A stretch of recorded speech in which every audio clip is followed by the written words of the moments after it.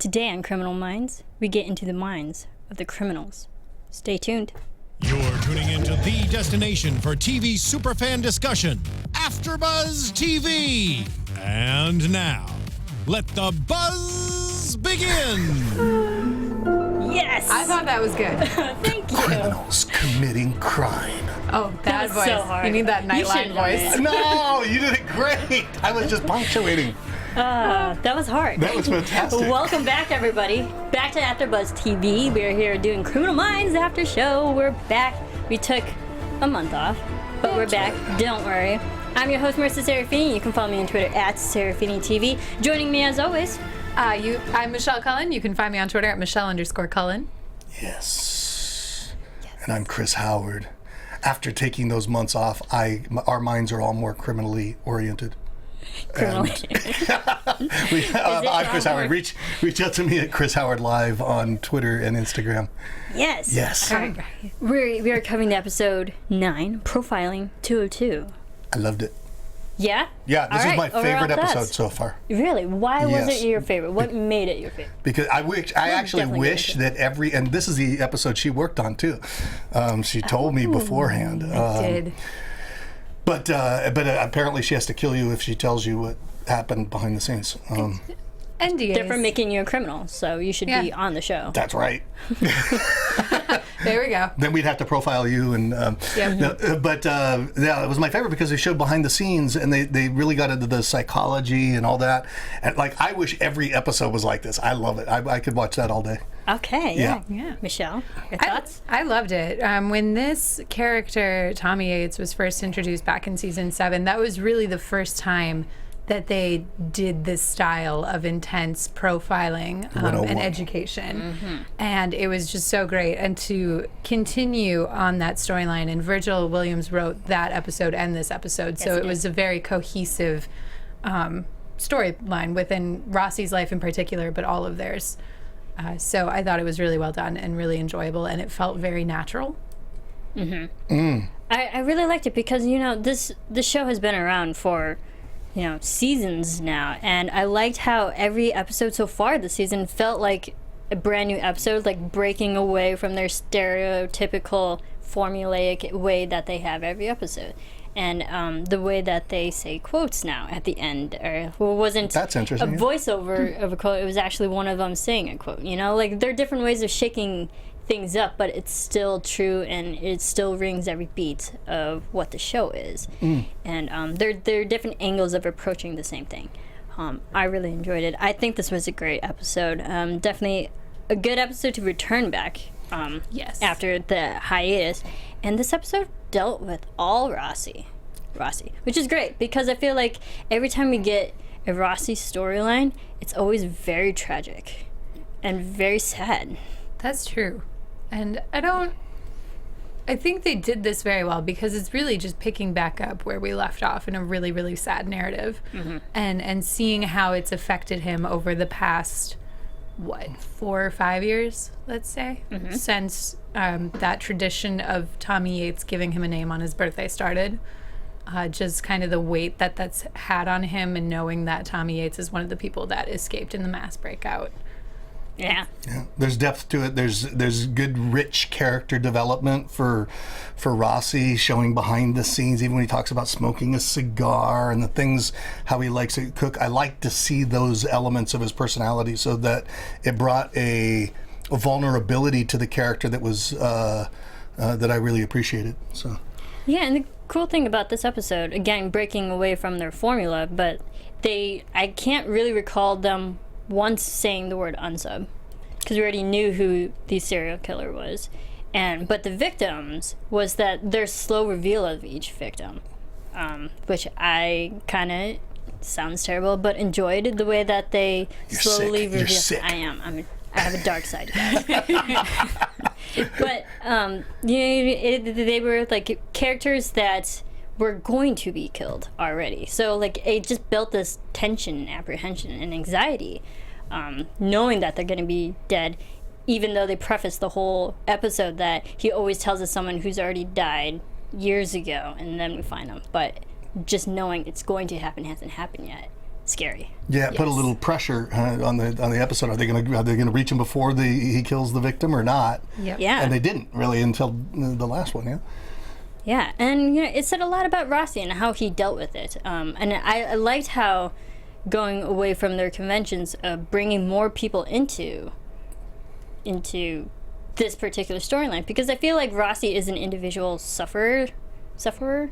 He likes to isolate himself, and he's the only one dealing with the issue. He doesn't like bringing other people into his problem.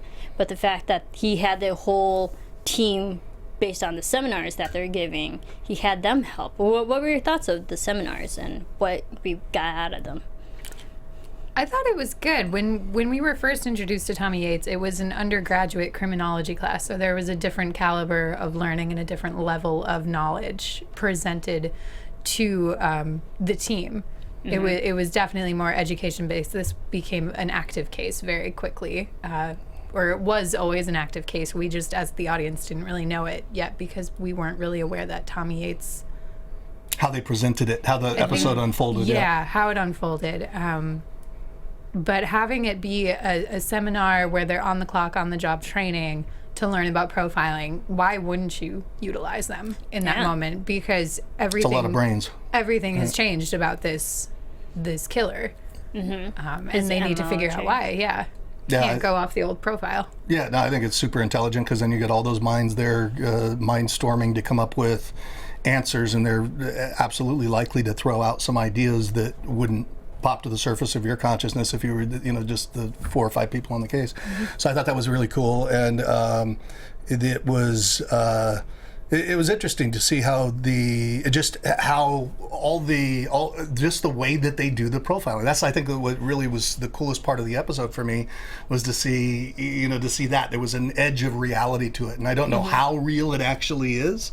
Does it really correlate to what would happen in real life? But I thought it probably got a little bit closer than what we've seen in other episodes. So that's what I really appreciate. I like this writer. What was his name? Virgil Williams. Yep. Virgil Williams? Yeah. Has he done a lot of other episodes as well? Yes. He's one of the co-executive producers of the show. Oh, okay. He's written a few, directed a few. Yeah, he's written many episodes. Yeah. Nice.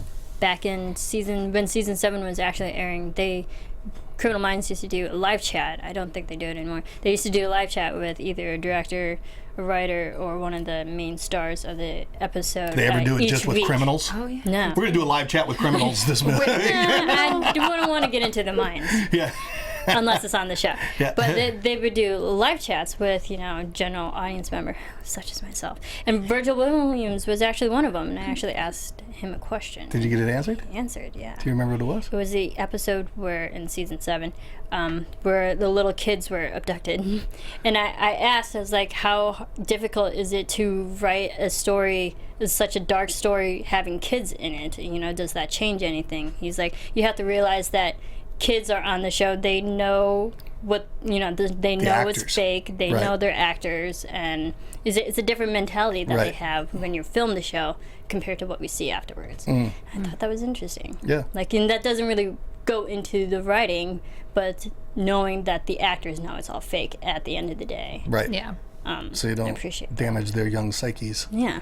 But he has written a lot of episodes for the show. Let's get into it. So it's Rossi's birthday. Apparently he has the every year birthday anniversary of getting the phone call from Yates. But we get into the victims. Jody Wilson, who was late 40s, early 50s. And it was just terrible knowing how all these victims were killed. Yeah, that back was in pretty those days. Sick and twisted, huh? Taking out the reproductive organs and vocal cords were ripped out.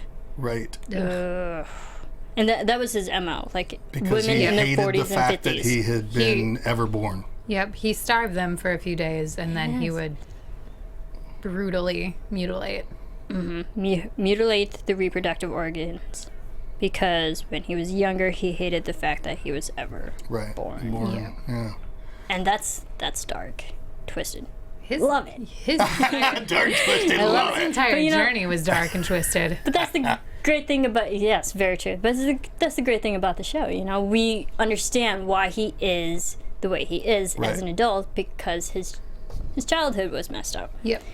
Also but the second victim, Regina Franklin, changes the MO. This is where it all changes. It was actually a 26-year-old, so someone younger, and 37 stab wounds to the genitalia and lower abdomen, 10 to the throat. Yeah. And this is where, he goes off book, and they really have to question him. Like, why is he changing?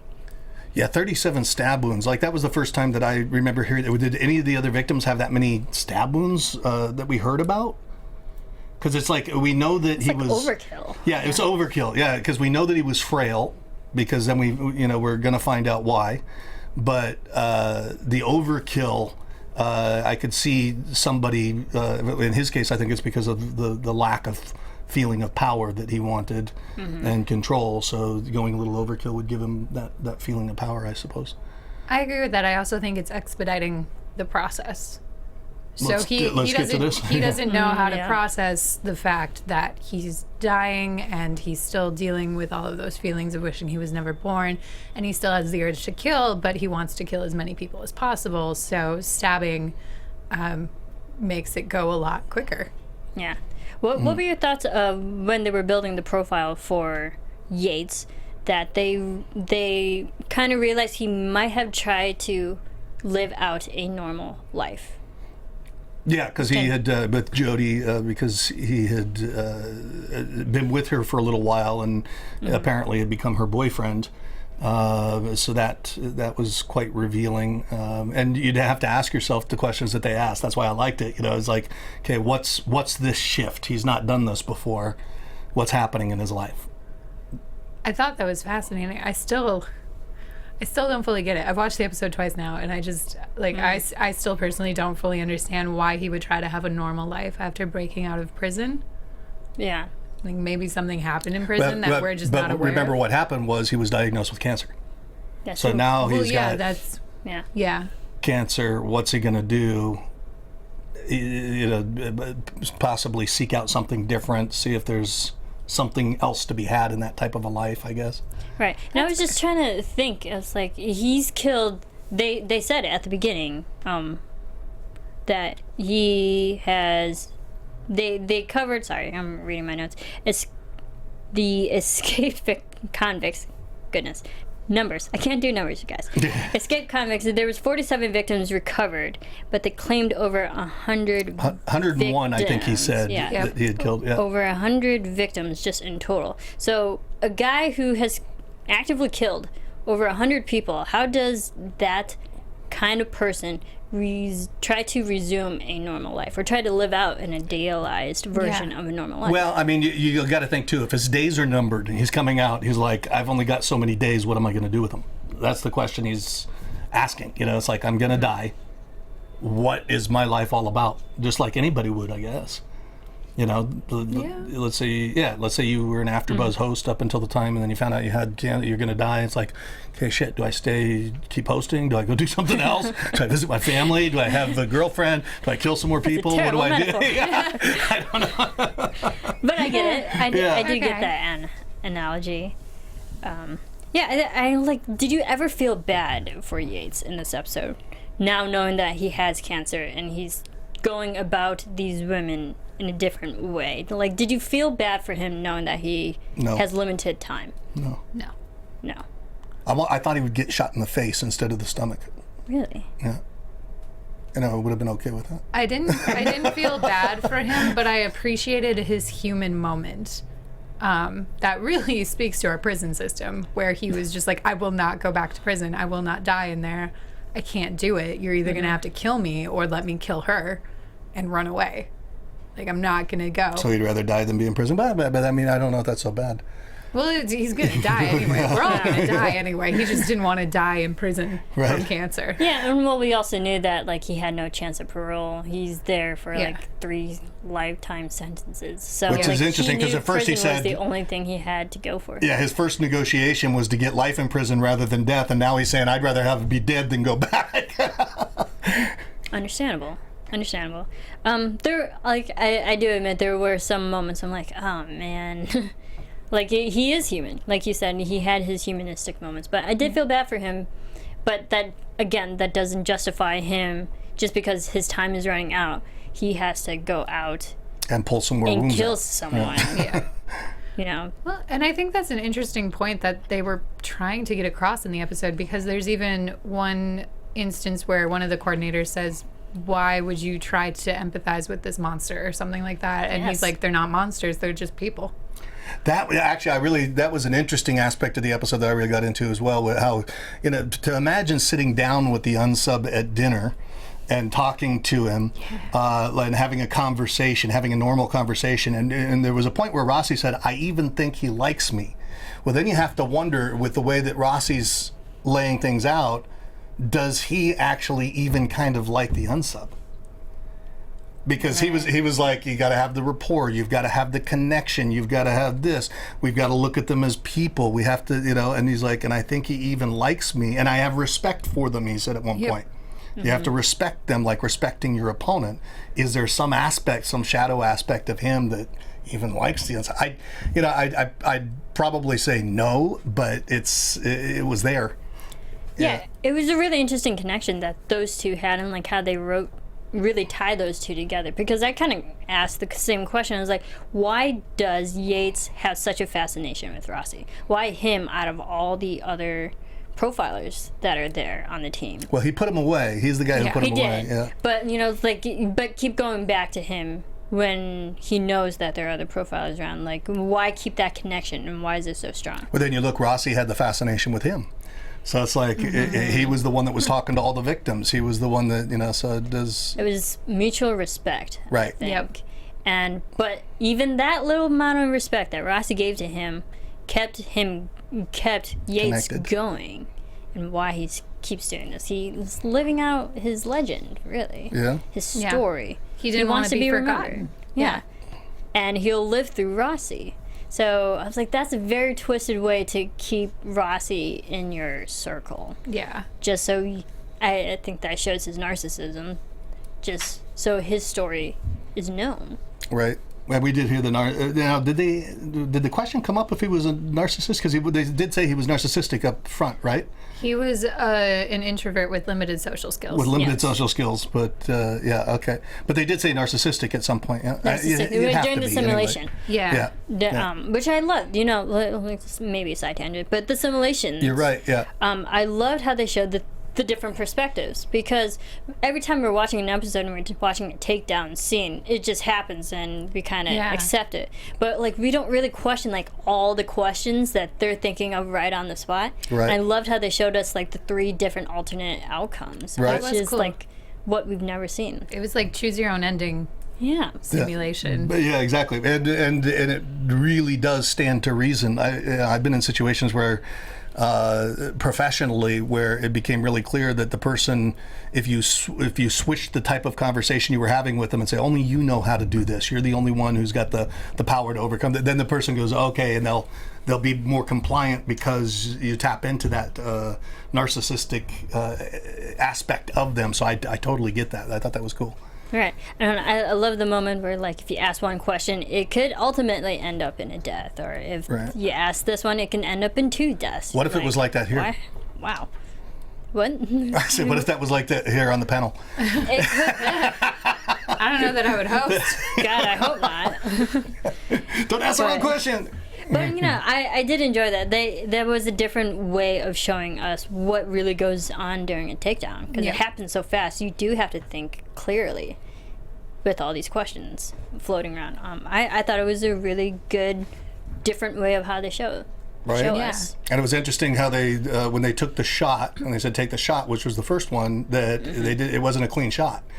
So it wasn't a shot to the head, or it wasn't a shot that would stop somebody.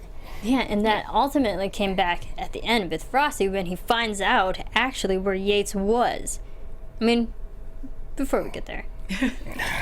I'm jumping a little bit. But before we get there, the whole imaginary dinner, like what each agent does to get back Oh, yeah. into, calm themselves down, try to think straight and clearly. Some would box, some would do yoga. Some would go to the shooting range, and what you do to like get into that mode of where you can think straight. And I really liked Rossi's storyline. He cooks. He cooks and actually has like a mental conversation with the unsub. What did you think of this? I think I was hungry when I was watching this because I was just like, you just made 2 plates and you're alone. Are you going to eat the other one, or does it have a bad connotation now? Like, I get way too about the food. And it was like, that wouldn't be a good system. So for all me. you could think of was eating. I was just like, that spaghetti looks delicious. Yeah, I did a pretty good that. job on the spaghetti. I liked think it was it. actually pancetta. I wondered if the second plate was just metaphorical, or because I couldn't imagine him really setting that second Setting plate 2, out. Yeah. I think it was just metaphorical. I hope. Yeah. I hope for the sake of the episode. Yeah, I hope so too. Yeah. But it got the message across that he has mental conversations with every one of his unsubs. Right. More so, try to get into their heads. Right. Which I mean, love. if you think of a process from a process perspective that could be followed, it's I get that. Yeah. Where'd you put where'd you put them? Actually going through that questioning flow could drive some answers. Yeah, he got into his head, which probably one of the best quotes of him this episode. It's like, if you can't get into your own head, you'll never get into someone else's. Yes. And this whole mental conversation was him getting into his own head so he can get into Yates's head. Yep. So what would Yates do, really? Yeah. Taunting him in his own backyard. Did you see this coming? I did. I thought it might be too obvious to do it that way. But I thought that was kind of where it was going to go. But did you? I didn't necessarily think it was his backyard at first, but I figured it was a detail that he shared. Part of his with life, Yates, right? Because Yates was staying in the area. He was staying close to Rossi. And it was about Rossi. And so it was something that he shared that was a truth that was going to come back and tie it all together. I would not have shared personal information about where I live. Yeah, that's very Silence of the Lambs. It's Not to someone who has claimed to kill 101 people. Yeah, I mean, like, especially. we know he told truths and some lies, but it was just, I was just amazed that Yates actually knew where Rossi lived. And he's escaped out of prison. He's been out of prison for how long now?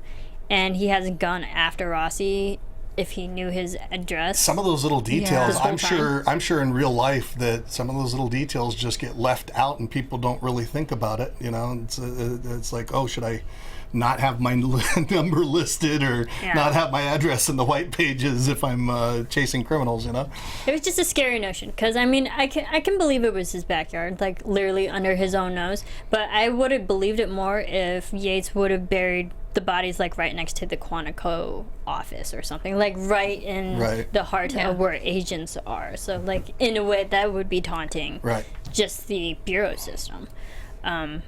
But for now, it just added that creepiness factor, and that they're really personally connected because they know each other that well. Yeah. Well, and you think about it, like, Yates has been part of Rossi's life for the last 25 years, and Rossi has been part of Yates' life for at least the last decade. I don't remember exactly when he got caught. Yeah. It's like being best friends. Since 7 or 8 years. Being taunted, he's been tracking him since 92. So... You are so organized, by the way. You have this written type page note. I love this it. is beautiful, yes. I try. I can't do numbers, but I try. But yeah, since 92, so for like a good quarter century, tracking him, and just all these victims, just once a year. And then now we got 3 within a few days.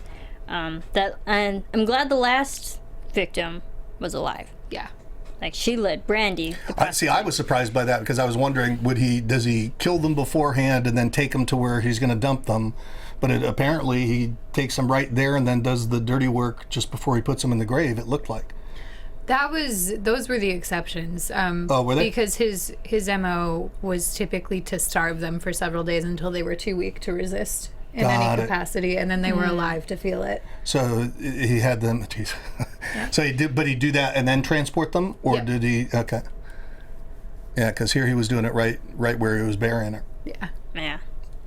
But and Rossi took the shot. He did. He took several shots. Did he? Yeah. Yeah, it was- there were like 3. Yeah, there's 3 different shots. All hit. All hit? All hit, which was great. I was like, all right, he can shoot. Yeah. Yeah. All right, Rossi. wouldn't want to mess with him. I mean, it just kind of reminded me of moments when Hotch would take the shot. Like with the victim. Yep. He did that a lot in season 7. Oh, did he? He did. Yeah. What was interesting, though, like, I don't know if this, maybe I just saw it this way. It almost looked like Yates kind of threw her away from where he was getting shot, because he had the knife at her throat. And then there was like a movement this way. It could have been just the body lurching or just the way they shot it, or it could have been him letting go of her because he didn't really want to kill her anyway. He didn't care about that. He was going out. He was hoping that he'd run into Rossi. And he said, I was hoping I'd see you. Yeah. Because I saw, it looked like he was kind of throwing her and Death stepping by into, cop. yeah, exactly. Death Now, by cop. death by the cop. Yeah. Yeah. Yeah. Death by cop. Yeah. Interesting. Really interesting. I did love how, yes, this affected Rossi, but how this also affected the BAU team, because they are a family, really. Like, they do all work together, but they've been together long enough to actually truly genuinely care for each other.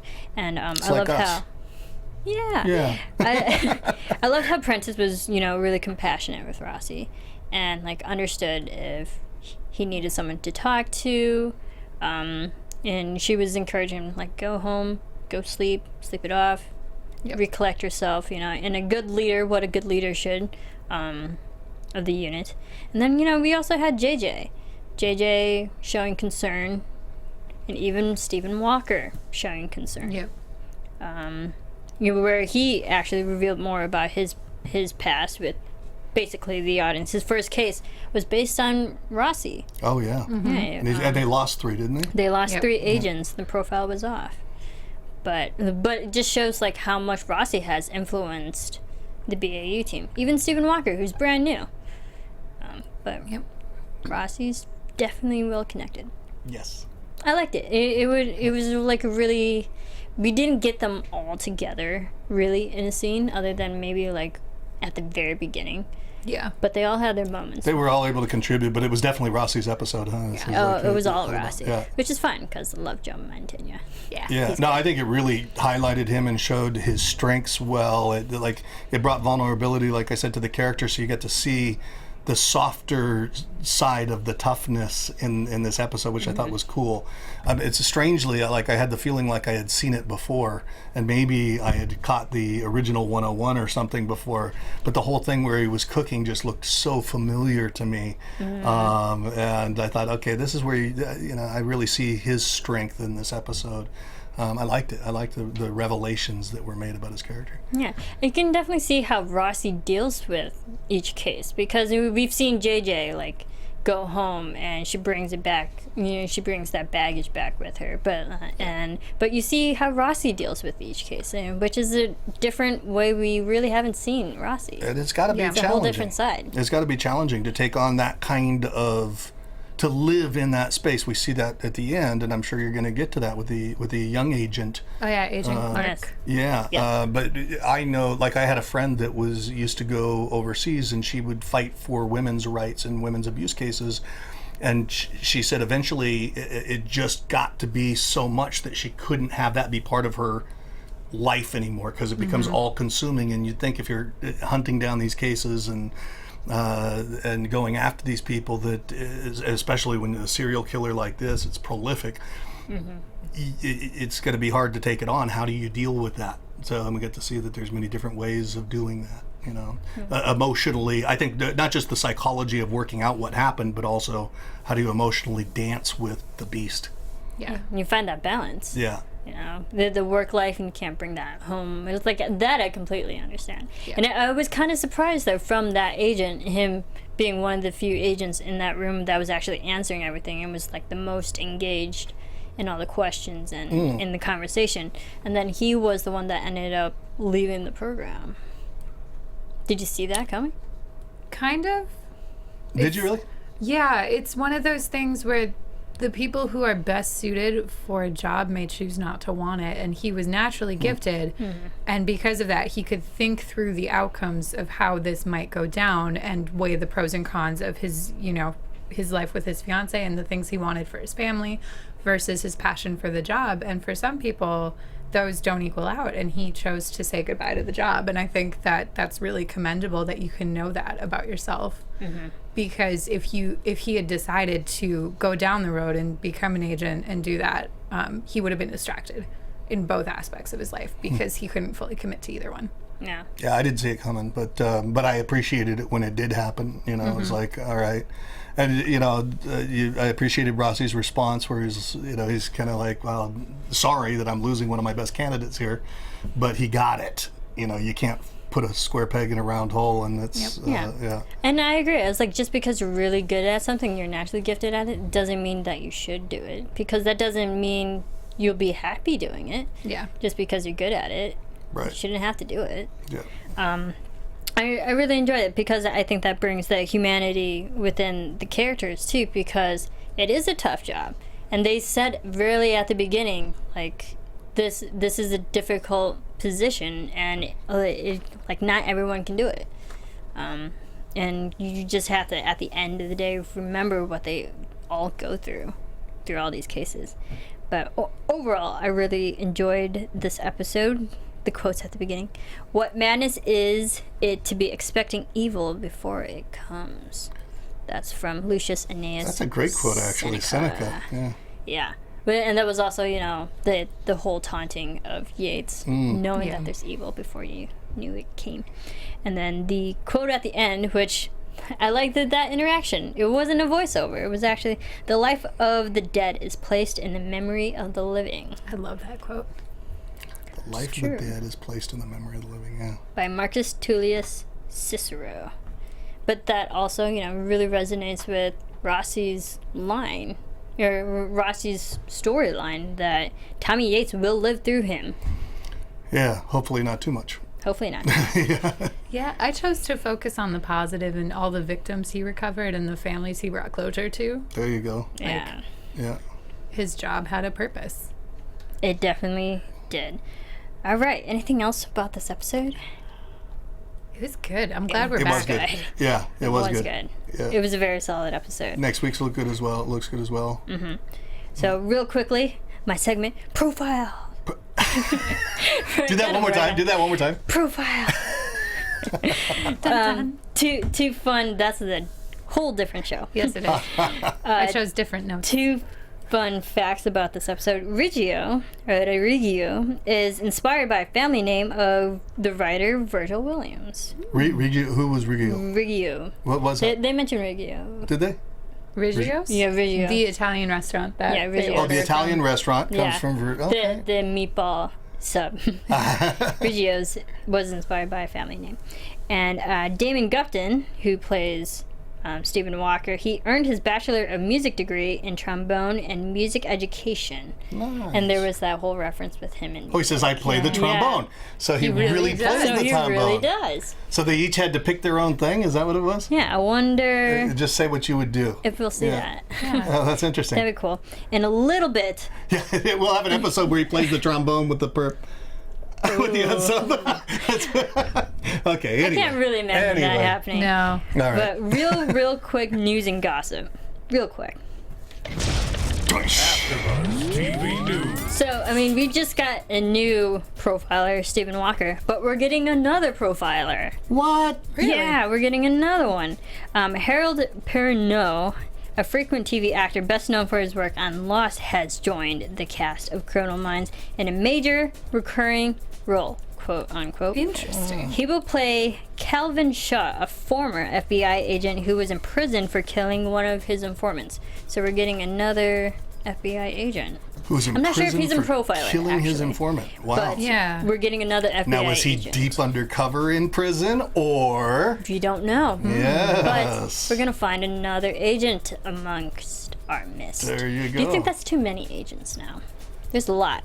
Because I noticed watching this episode, we had everybody. Yeah. I mean, we didn't really have Reed. Where the heck was Reed in this episode? He went to be with his mom. Yes, I know. Oh yeah, he was gone. He does that. No, that's true. But if you think about it, like the more people that bring They just in, get to, yeah, it's just like they have their walk-ons. they have to, they have to distribute the lines, and like some people get less lines. This was Yeah. all Rossi. Like we hardly saw JJ in this episode, other than her like 2 lines. JJ and Lewis were just in that one scene together. They were like mere thoughts in this episode. So like my problem is like I love the characters. I love all the characters. I want to see them more, but the more people we have, that means like you have to distribute the lines out. Yeah, it is kind of interesting. We get less amount of times with. What's the point? You said he was an agent that was in prison because he killed an informant. A former FBI agent who was in prison for killing one of his informants. So maybe he's a character that got close with Peter Lewis on the inside, and they're utilizing the fact that he used to be an agent and working with him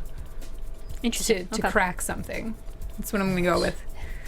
That's a good. So don't do crack. Crack is bad. Crack is very bad. So does that take us to predictions? Then? It might be a segue. Very good segue. Thank you. Oh, we actually have predictions today. We do. Okay. I think we can. Yeah. So they got another unsub from like another serial killer from the breakout, but there's still a few out there. There's still 2 and Lewis. Yes. They were all serial killers that broke out. Yes. Really? Yes, because they were in the ward that all the serial killers Got it. were in. But yeah, we still have a few more, so yeah, we definitely see the storyline being drawn out this whole season. But I liked your thought. Yeah, like I don't think they would add another agent to the team in any capacity that we would expect normally, but someone who used to work for the FBI that murdered someone and had to go to prison, like they might utilize that individual in a unique way. You know, it's interesting in real life, when they have prison breakouts, don't they seem to catch the people pretty quickly? I don't hear the story. Well, maybe it's just because you hear the stories when they catch them. Well, that episode, they were all literally being shot at. Yeah. Well, So this guy a got lot caught was pretty happening. quickly. This guy got caught pretty quickly. I'm just saying, like, Yeah, they seem also to be in fairness, on it when they he went. walked literally right up to the agent, be like, "Here I am." Take me. Yeah, so like, this is my location. But it seems like so. You think that this season they might drag out the serial killers' experiences as they chase them, kind of as a season arc. Yeah. I think so. I think that they're going to catch the other 2, and it's going to end with Peter Lewis, because Peter Lewis was the mastermind before of this entire prison breakout. I think they're going to use that new character in that way, maybe. And I think that we're going to see more not one-off episodes, but episodes that focus on characters. Like there has to be one about Reed coming up. In fact, I think they tweeted out like a picture of an episode titled Spencer that I'm really terrified to watch when that comes out. An episode that Kirsten Vignes helped write. Yeah, which means it's going to break my heart. It's going to be heartbreaking. Erica and Kirsten. Shoot. You're right. Yeah, I definitely think Scratch will get caught at the end, if not the finale Gotcha. of this season. And we saw the quick preview for next episode. It's all girls. All girls, yeah. Teenage girls or women or young adults. And by the way, which that's is- not why I said it would look good. No, which is actually a very rare thing. Yeah, you don't see that on It's the- rare to see female Right. serial killers, so Or That's- unsubs. yeah, unsubs. Yeah. I mean, we've had some female serial killers on this show, but never in a pack. Yeah. So that I'm excited to see that. Yep. But in the meantime, where can everyone keep following you? Follow me at, unless you're a serial killer, follow me at Chris Howard Live on Twitter and Instagram. And you can find me on Twitter at Michelle_Cullen.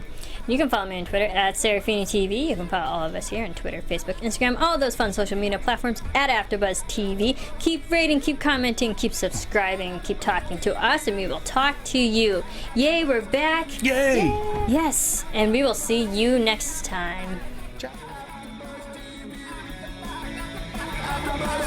From executive producers Maria Menounos, Kevin Undergaro, Phil Svitek, and the entire AfterBuzz TV staff, we would like to thank you for listening to the AfterBuzz TV network. To watch or listen to other after shows and post comments or questions, be sure to visit AfterBuzzTV.com. I'm Sir Richard Wentworth, and this has been a presentation of AfterBuzz TV. Buzz you later. The views expressed herein are those of the hosts only and do not necessarily reflect the views of AfterBuzz TV or its owners or principals.